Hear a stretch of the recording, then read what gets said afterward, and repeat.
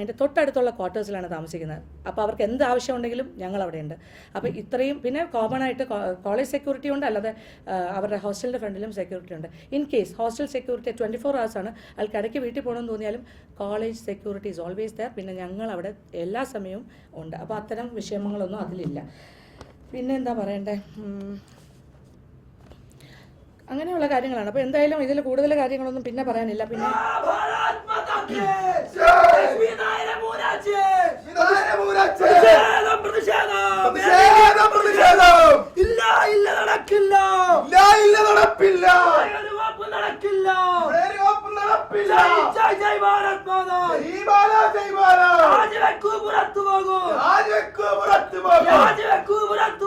രാജിവെക്കൂ പുറത്തു പോകും.